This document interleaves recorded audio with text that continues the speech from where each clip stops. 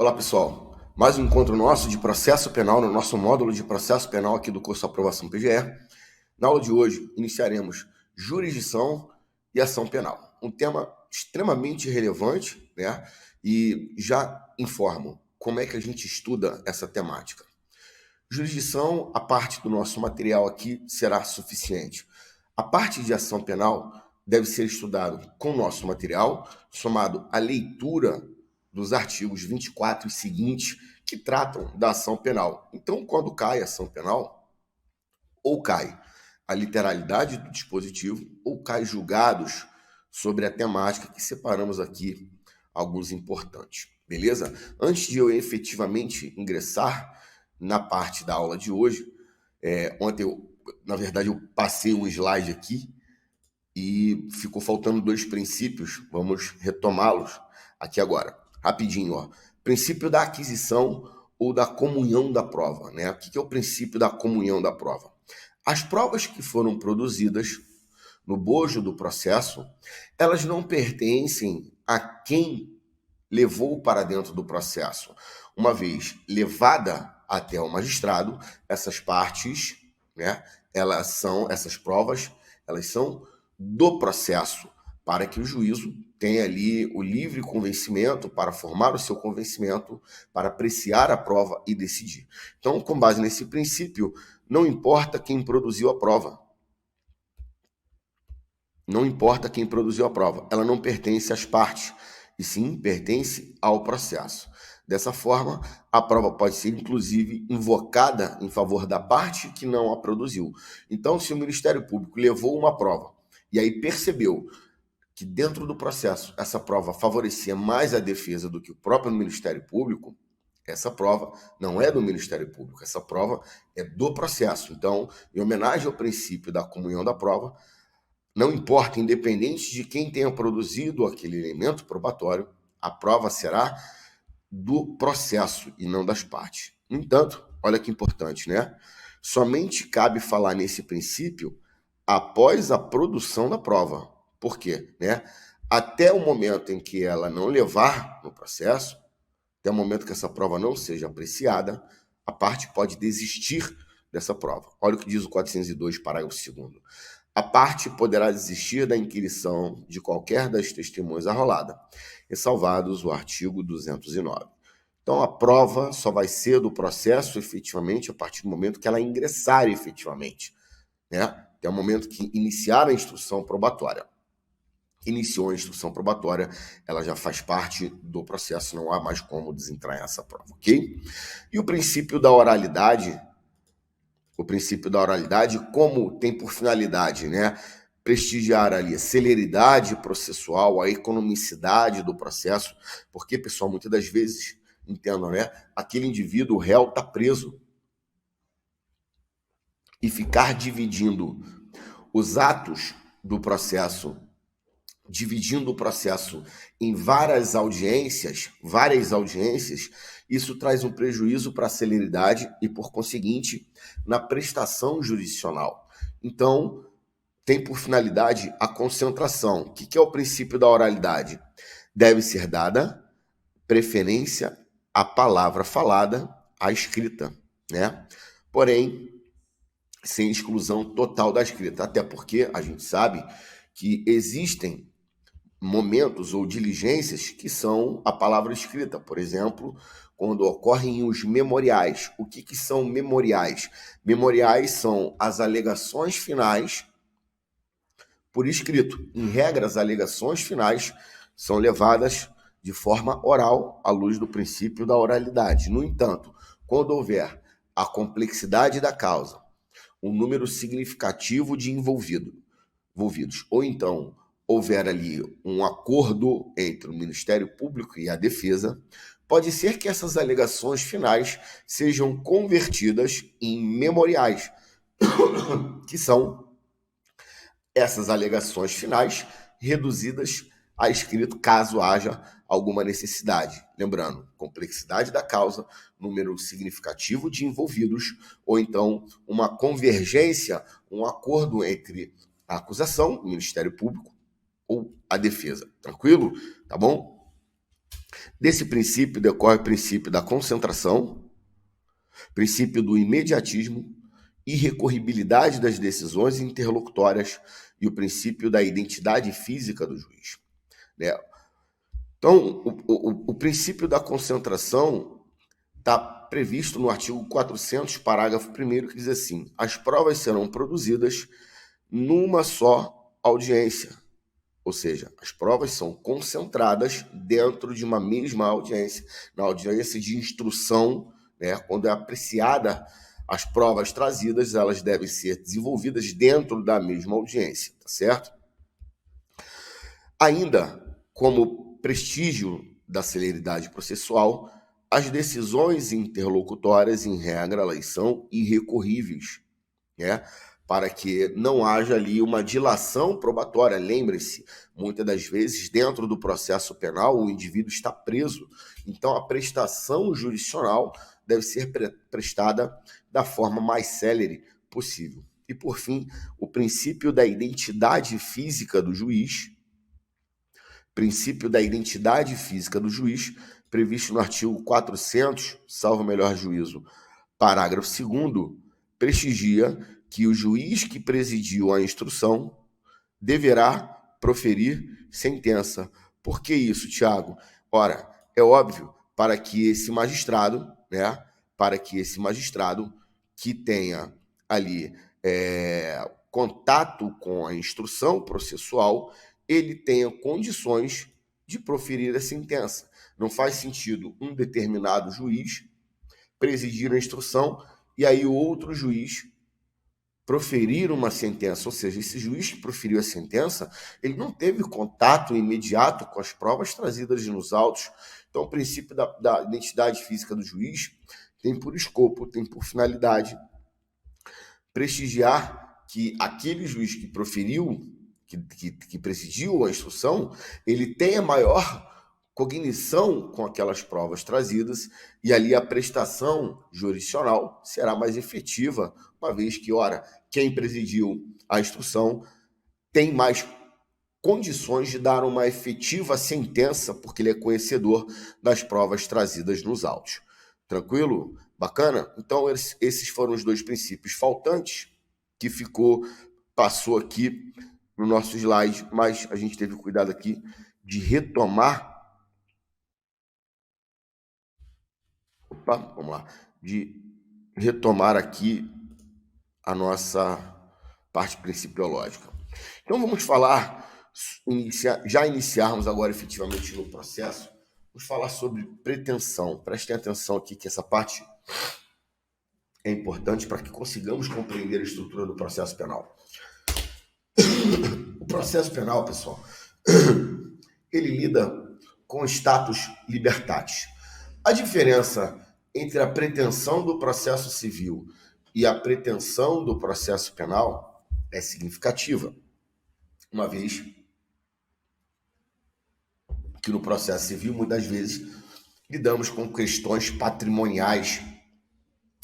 No processo penal, nós lidamos com status libertatis desse indivíduo. Então, a diferença entre o processo civil e o processo penal, qual é, Tiago? A pretensão. E a gente estudar a pretensão punitiva do Estado significa dizer, quando o indivíduo pratica um fato típico, ilícito e culpável, um conceito analítico de crime. O que é crime, Tiago? Depende.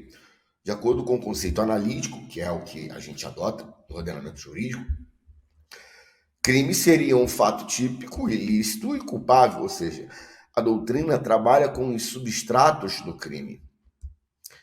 E a partir do momento em que a norma penal se encontra no campo abstrato, exemplo, matar alguém, pena de reclusão de 6 a 20 anos. O Código Penal diz assim, não mate, pois se você matar, isso que está no campo abstrato vem para o campo concreto, e a partir do momento em que esse indivíduo viola a norma penal, nasce a pretensão punitiva estatal.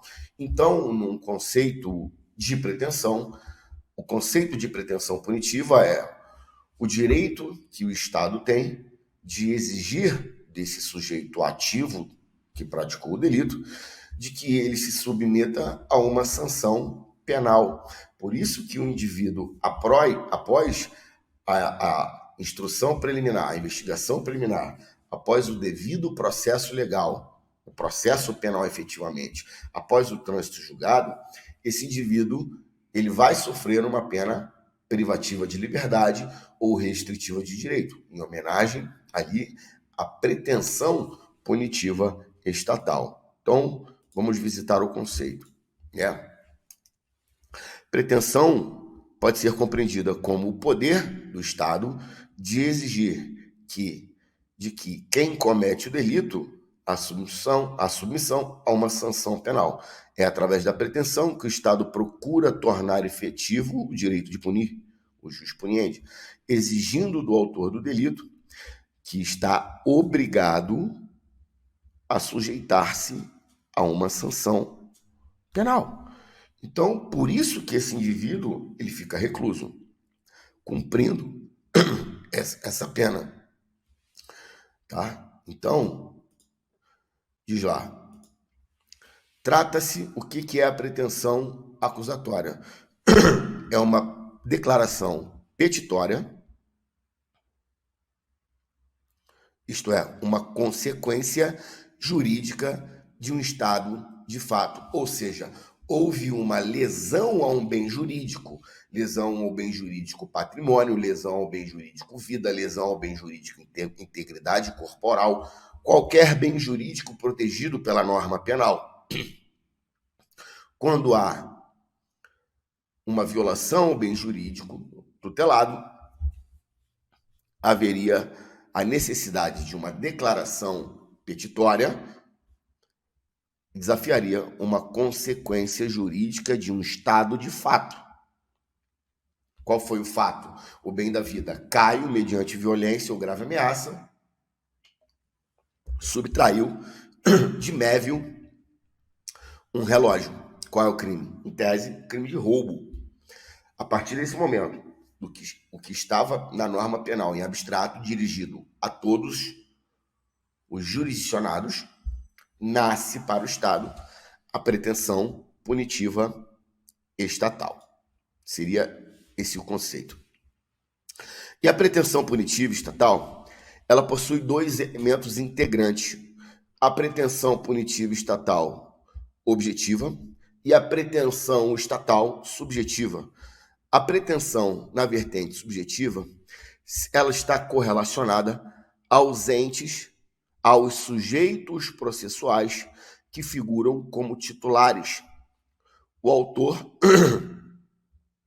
pode ser o Estado, através do Ministério Público, ou então o acusador, o querelante, nos crimes de ação de iniciativa privada, calúnia, injúria ou difamação.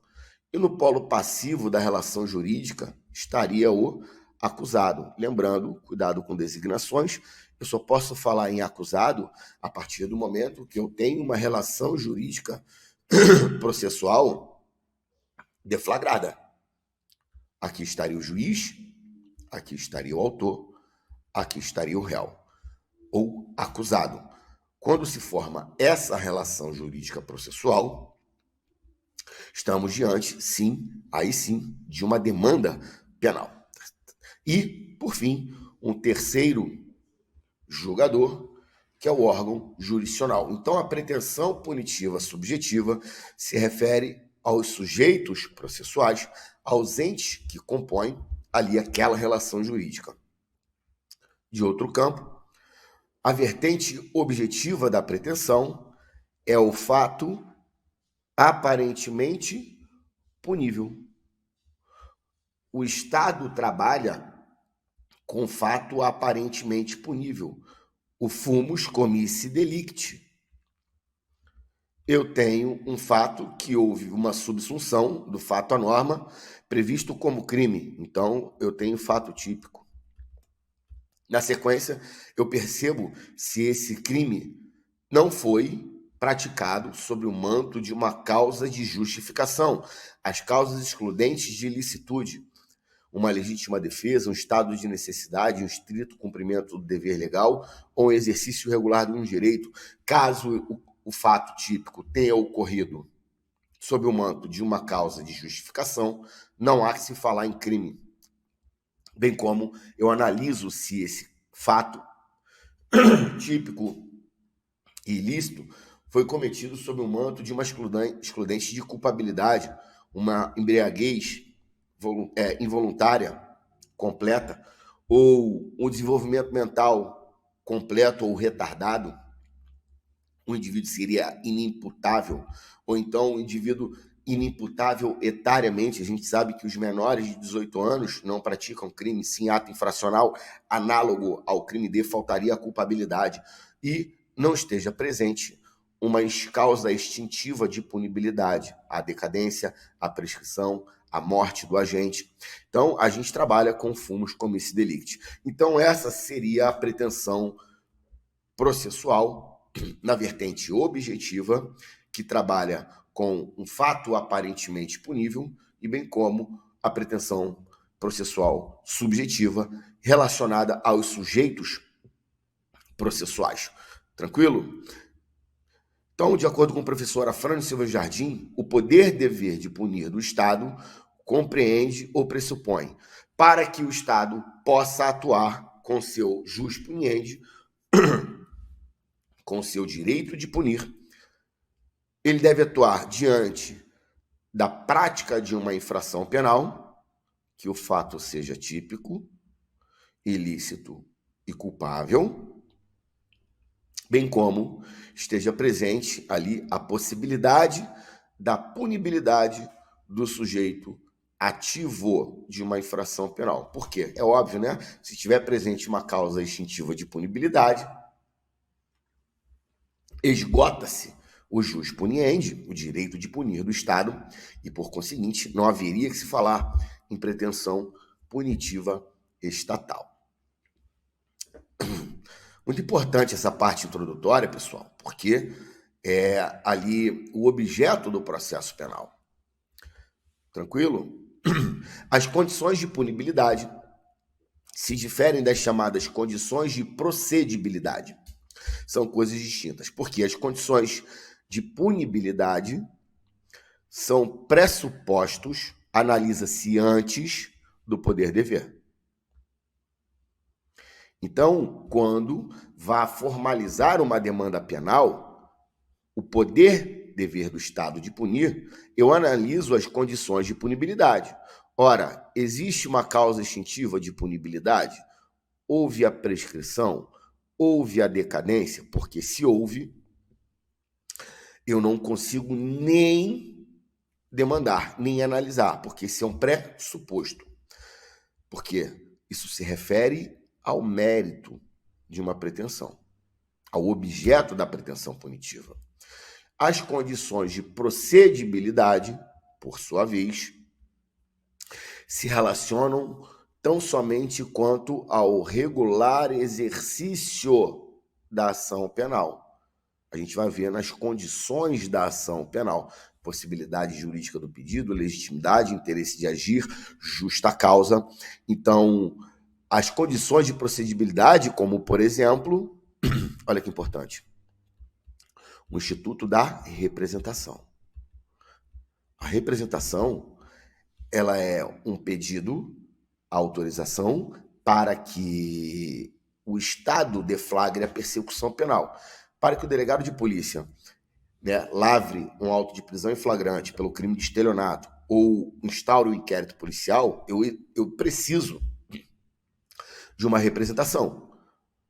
E para que o Ministério Público ofereça uma denúncia, uma demanda penal ou uma denúncia pelo mesmo fato de estelionato, por exemplo, é exigível a representação. Então, essa representação, na verdade, ela possui natureza jurídica de condição específica, de condição da ação penal. As condições da ação, elas se dividem em condições genéricas, a gente já vai falar sobre isso, que são aquelas que estão presentes em toda e qualquer espécie de ação penal, possibilidade, legitimidade, interesse e justa causa, bem como as condições específicas, por exemplo, a representação. Caso não sobrevenha, caso não haja essa representação, o Estado não pode deflagrar a persecução penal. Então, isso seria uma condição para regular exercício do direito de ação, que não se confunde com as condições de punibilidade, que é um pressuposto para o poder, dever de punir do Estado. Tranquilo? Bacana? Vamos lá.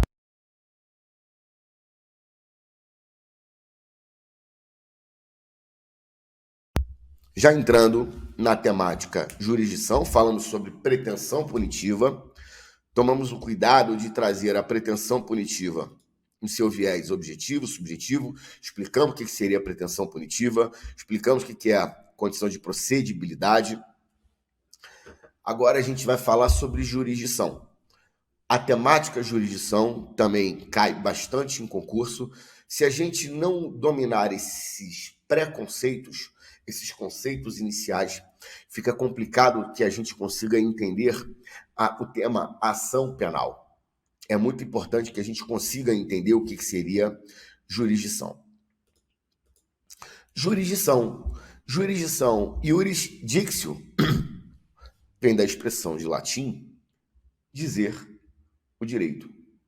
A jurisdição, pessoal, volta aqui rapidinho. Ela é uma das formas de mecanismos de solução de conflito. O ordenamento jurídico possui alguns mecanismos de solução de conflito. Dentre elas, a jurisdição. Um primeiro mecanismo de solução do conflito seria ali a autotutela, quando haveria emprego de força física para satisfação de determinada pretensão. Então, quando Tício tenta ingressar na chácara de alguém ou na casa de alguém, alguém emprega força física. Em regra, isso caracteriza o quê? Crime, exercício arbitrário das próprias razões, né? Quando há o emprego de força física. Mas pode ser que a autotutela seja prestigiada quando de adoção de atos de legítima defesa, por exemplo, isso seria um mecanismo, uma forma de solucionar aquele conflito, ainda que seja momentâneo.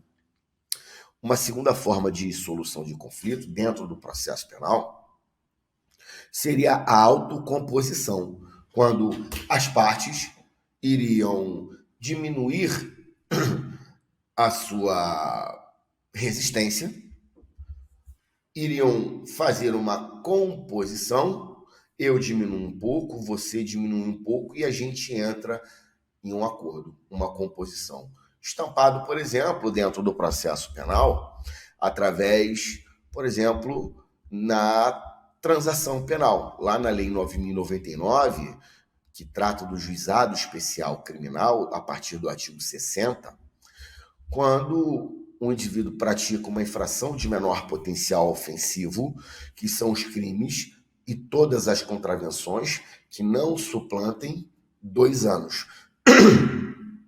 Então, os crimes e contravenções que não suplantem 2 anos, eles ficam sobre o campo da Lei 9.099. E a Lei 9.099, ela traz os institutos despenalizadores, dentre eles a transação penal.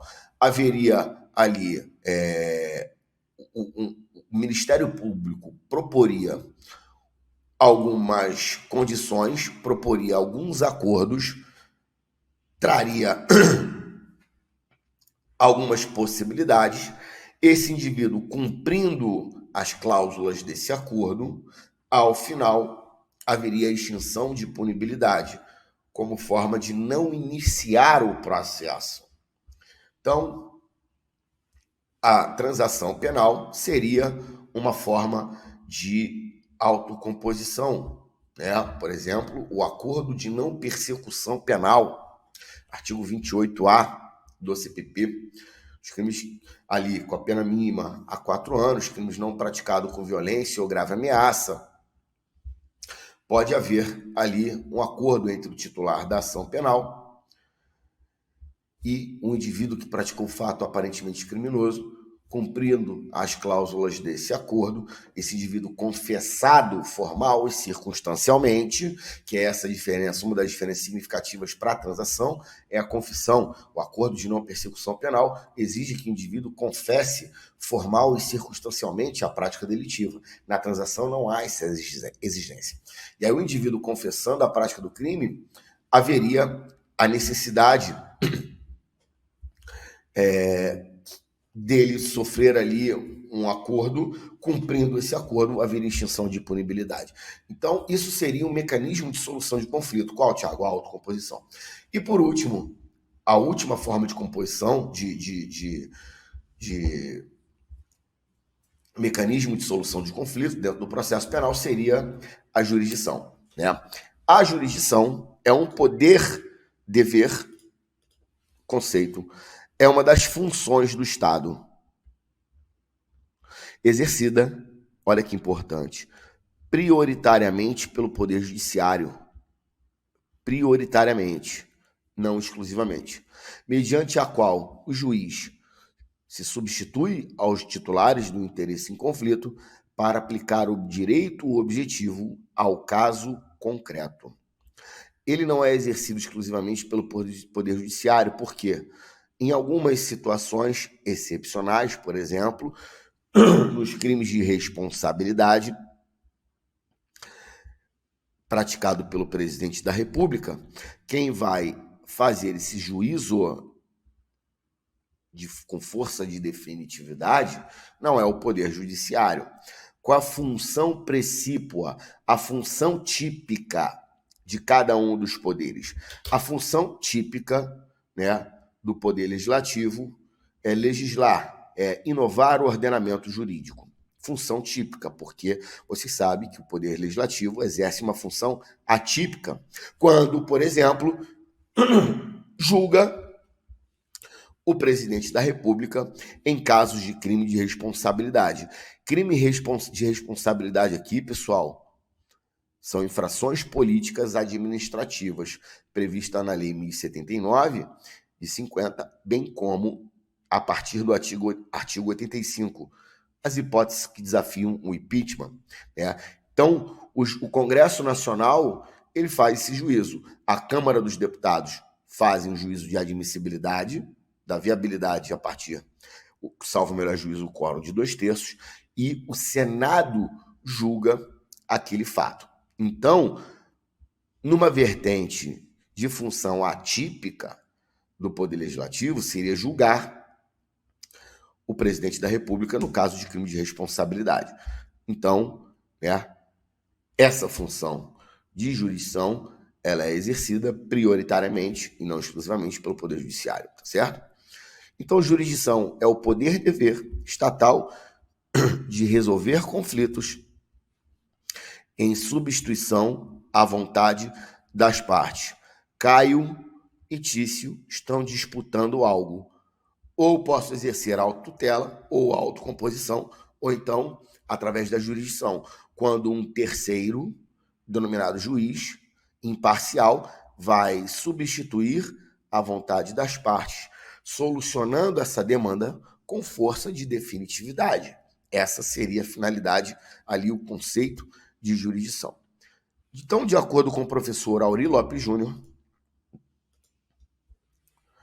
a jurisdição é um direito fundamental. Tanto que tratarmos dos princípios e garantias do processo penal, e o primeiro a ser analisado é a garantia da jurisdição, ou seja, um direito fundamental de ser julgado por um juiz natural, cuja competência será pré-fixada em lei. A gente já vai ver, princípio do juiz natural. Esse juiz deve ser imparcial, a gente vai ver sobre isso como característica da jurisdição, bem como essa jurisdição deve ser prestada num prazo razoável, à luz do princípio da duração razoável do processo estampado no artigo 5º, inciso 78 da Constituição Federal. Ok? Beleza. O tema de escopo da jurisdição, né? Qual é o escopo da jurisdição? De acordo com o professor Frederico Marques, citando Liebman, o escopo da jurisdição, me perdoe, seria tornar efetiva a ordem jurídica, impor através dos órgãos estatais, Poder Judiciário, a regra concreta por força do direito vigente que deve regulamentar determinada situação. Então, Liebman diz que seria o escopo tornar efetiva a ordem jurídica. Tranquilo? Tornar efetiva a ordem jurídica.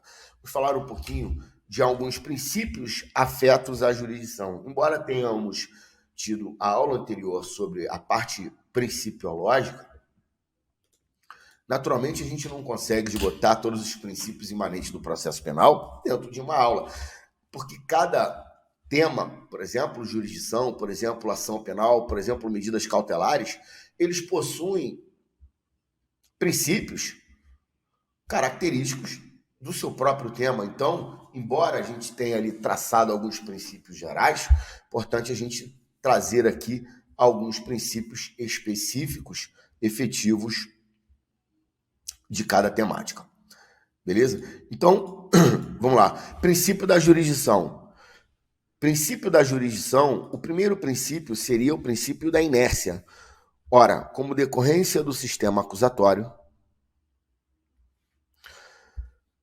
a garantia da imparcialidade, princípio supremo do processo, a inércia de jurisdição significa que o poder somente poderá ser exercido pelo juiz mediante prévia invocação, principalmente dentro do processo penal. Já vou falar sobre isso. Vedada está a atuação de ofício do juiz. Daí a expressão ne procedar e o dex ex officio, tá? Então só pode haver, né, quando houver uma prévia provocação. Volta comigo aqui. Isso é muito importante, porque dentro do processo penal, a diferença do processo civil é a pretensão. A gente já viu isso. Percebam. Dentro do processo penal, existe a temática sistemas processuais. Quando eu falo sistema processual, significa dizer qual é a relação do Estado com a produção da prova. Então, existem 3 sistemas: sistema acusatório, sistema inquisitivo e sistema misto. O ordenamento jurídico brasileiro adota o sistema acusatório, porque diz lá, no artigo 129, inciso 1 da Constituição, compete ao Ministério Público privativamente promover a ação penal pública. Ora, se compete privativamente o Ministério Público promover a ação penal pública, há uma nítida separação das funções. O Poder Judiciário soluciona a demanda com força de definitividade, julga, o Ministério Público acusa e a defesa promove a defesa daquele indivíduo e a polícia investiga. Então, cada um dentro do cenário do ordenamento jurídico brasileiro possui a sua função, o seu papel. E não pode o magistrado atuar de ofício, porque ele se tornaria um magistrado instrutor, em magistrado inquisidor. A grande característica, pode notar, do sistema acusatório seria a gestão da prova. A gestão da prova deve ficar na mão das partes. Quem produz a prova dentro do processo penal são as partes. O juiz não pode produzir prova, o juiz não pode atuar de ofício, sob pena de violação do princípio da imparcialidade. Isso é tão importante que o artigo 3º-A do CPP ele foi alterado recentemente, dizendo expressamente que o sistema adotado processual é o sistema acusatório. que tem por escopo vedar a atuação probatória do juiz, bem como evitar o processo, evitar que esse processo seja iniciado de ofício. Olha o que diz o artigo 3º, pessoal. O artigo 3º A, rapidinho, só para vocês compreenderem. O processo penal, artigo 3º A, leiam comigo. O processo penal terá estrutura acusatória, vedada a iniciativa do juiz na fase de investigação e a substituição da atuação probatória no órgão de acusação, tá? Tanto isso é verdade que, com o advento do pacote anticrime, deixa eu voltar comigo aqui, com o advento do pacote anticrime, foi trazida a figura do juiz das garantias. O que é isso, Thiago? O juiz das garantias. O juiz das garantias é o sistema do duplo juiz. Dentro do processo penal, hoje, conforme era prestigiado no ordenamento jurídico, haveria a figura de um único juiz. Eu, como delegado de polícia, vou trabalhar com determinado magistrado. Terceira vara criminal da comarca de Curitiba. A partir do momento que eu comunico o inquérito policial e começo a fazer representações por medidas cautelares, busca e apreensão, sequestro de bens, interceptação telefônica, esse magistrado já começa a tomar conhecimento sobre aquela investigação preliminar. A partir do momento que eu concluo a minha investigação, encaminho ao magistrado, ele encaminha ao Ministério Público para o Ministério Público verificar se estão presentes as condições da ação. O Ministério Público oferece denúncia. E esse juiz, ele já conhece a demanda penal. É o que se denomina haveria uma violação ao princípio da originalidade cognitiva. O que é originalidade cognitiva? Originalidade cognitiva significa dizer que o magistrado que vai presidir a instrução, vai prestigiar o processo, vai presidir o processo, tudo aquilo que for levado a ele deve ser novo, deve ser originário. Ele não pode ter tido conhecimento. É óbvio, não confunda, né, imparcialidade com neutralidade. Imparcialidade, o juiz ele deve atuar como imparcial, não se substituindo à vontade das partes. A neutralidade, não é possível fazer essa cisão, até porque o magistrado, ele é um ser humano, ele tem suas convicções jurídicas, ele tem suas convicções filosóficas, ele tem suas convicções políticas, pessoais, sociais, enfim. A partir do momento em que ele tem conhecimento do que foi produzido no curso da investigação preliminar, é óbvio que ele já formou a sua convicção interna e ele não é mais neutro. Ele se torna ali o quê? Inclinado a alguma decisão. Ele fala assim, Ministério Público, só não praticar nenhuma nulidade, nenhuma irregularidade, que muito possivelmente eu irei receber a denúncia. E, por fim, eu irei proferir um decreto condenatório. Então, percebam, o que fez o juiz das garantias, né? O pacote anticrime, ele fez uma cisão. Agora, há o sistema do duplo juiz. Um juiz que vai trabalhar na investigação preliminar, concedendo medidas cautelares, apreciando eventuais habeas corpus, controlando a legalidade daquela investigação, até o ato de, olha o marco, recebimento da denúncia. Quando o juiz das garantias concluir a sua atuação, entra em jogo o juiz da instrução, que não vai ser mais o juiz que presidiu a investigação. Você percebe? Vai atuar na investigação. Então, esse é o sistema do duplo juiz. Isso foi trazido com o pacote anticrime na figura do juiz das garantias, que tem por finalidade precípua, pode anotar, prestigiar a imparcialidade do julgador. Tranquilo? Do magistrado. E esse juiz deve ser inerte. Segundo princípio, é o princípio do juiz natural. Dentro da jurisdição, falamos sobre inércia, não é possível atuação oficiosa do juiz. Não é possível a atuação... Rapidinho, faltou um assunto aqui. Quando eu falo não há atuação oficiosa do juiz, foi excluído do processo penal vários dispositivos que havia a possibilidade de atuação de ofício, ou seja, sem provocação.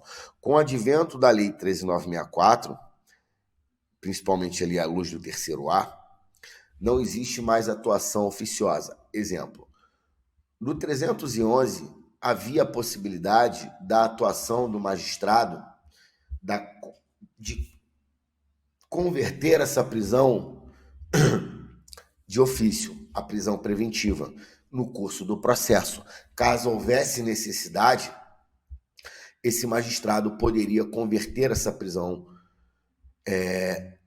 preventiva de ofício. Hoje, se você olhar o 311, não há mais possibilidade da atuação dessa conversão. O juiz não pode mais converter a prisão preventiva de ofício do 311, prestigiando o sistema acusatório. Tranquilo? Então, o princípio do juiz natural consiste no direito de que o cidadão tem de saber, de antemão, a autoridade que irá processá-lo,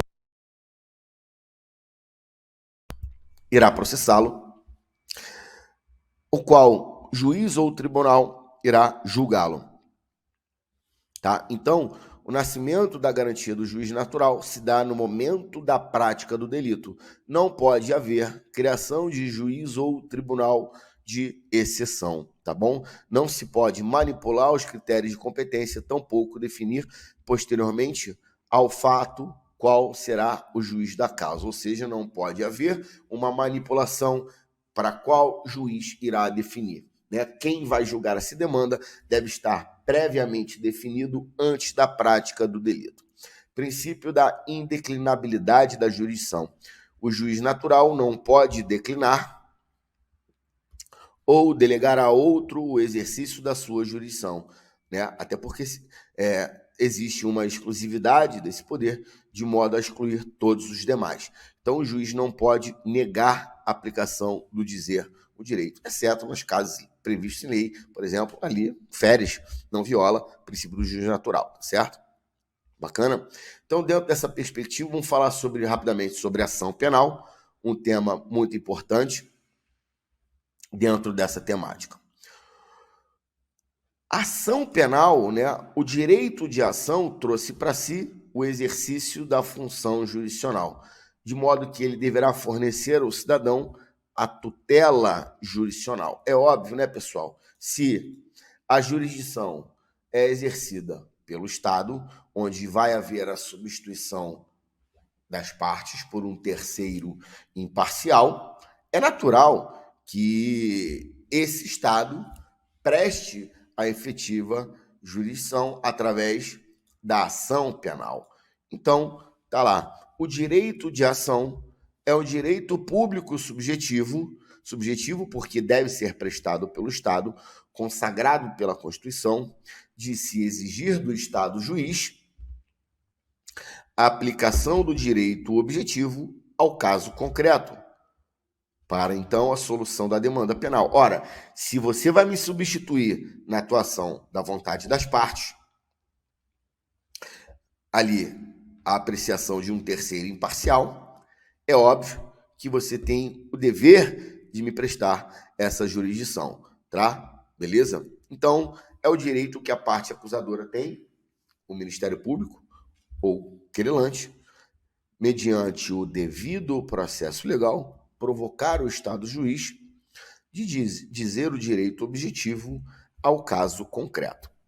E aí o fundamento do direito de ação, naturalmente, tem um fundamento de cunho constitucional, porque está lá no artigo 5º, inciso 35, princípio da inafastabilidade da jurisdição. Diz lá, a lei não excluirá da apreciação do Poder Judiciário lesão ou ameaça ao direito.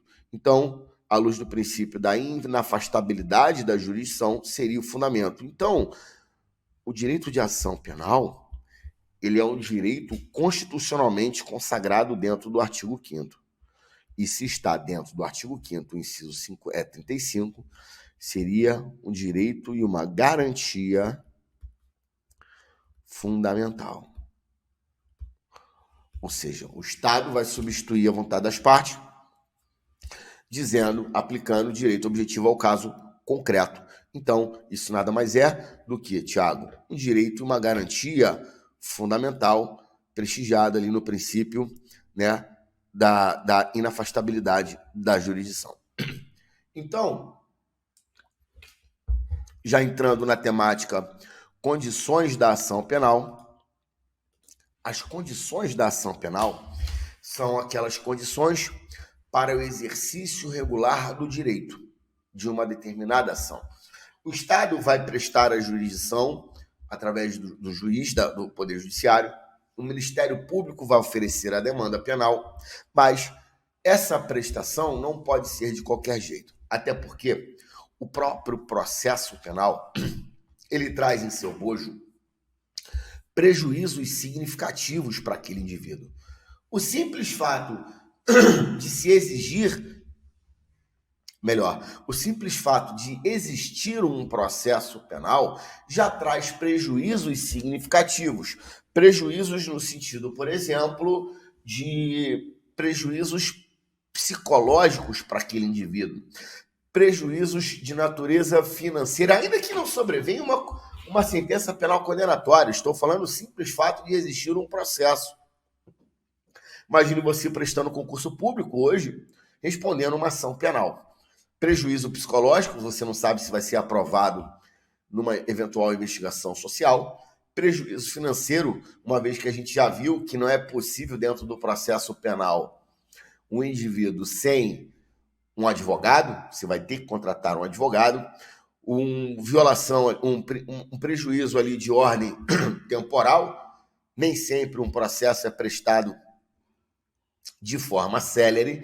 Então, percebam quantidade de prejuízos que o simples ato do processo existir já nos traz.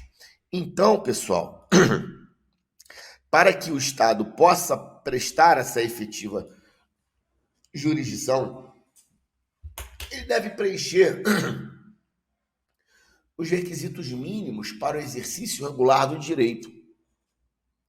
E aqui entra o conceito de condições da ação. Para que o titular da ação, o Ministério Público, possa oferecer uma demanda penal, ele deve o quê, Tiago? Ele deve preencher as condições. Quais são essas condições? Elas se dividem em condições genéricas e condições específicas. Mas antes de efetivamente ingressarmos nas condições genéricas e específicas, rapidamente vamos trazer uma dicotomia, porque a pretensão do processo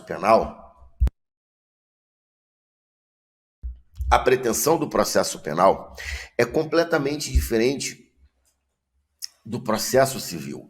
No processo penal está relacionado umbilicalmente ao status libertatis daquele indivíduo. Quanto no processo civil, pode ser cunho de natureza patrimonial, bens ou direitos relacionados à dignidade da pessoa humana, não o direito ambulatorial. Olha, o segundo maior bem jurídico tutelado pela Constituição é a liberdade. O primeiro é a vida, em segundo é a liberdade, está estampado na Constituição. E ora, para que isso possa desenvolver uma ação penal, naturalmente eu preciso desenvolver com o regular exercício do direito de ação. Ocorre que eu não posso pegar as condições do processo civil e inserir dentro do processo penal goela abaixo. Porque isso seria desconexo com a realidade. A pretensão do processo penal é uma, a pretensão do processo civil. Na pretensão, então, a primeira condição da ação, né? Aqui a doutrina processualista trabalha com as condições da ação do processo civil. Então, para a doutrina tradicional, as condições da ação do processo penal seriam as mesmas do processo civil, acrescido da justa causa. Então, seria lá no processo civil possibilidade jurídica do pedido, legitimidade de parte, interesse de agir e a justa causa. E a possibilidade jurídica do pedido seria mérito, com o Código de Processo Civil de 2015, enfim. Mas percebam, no processo penal, possibilidade jurídica do pedido. Aí a doutrina traz um conceito de que possibilidade de entrar com uma demanda penal por cobrança de dívida de jogo. Não se coaduna isso com a nossa realidade. No processo penal, o pedido é de condenação. Não é de uso capião do pão de açúcar. Não existe isso.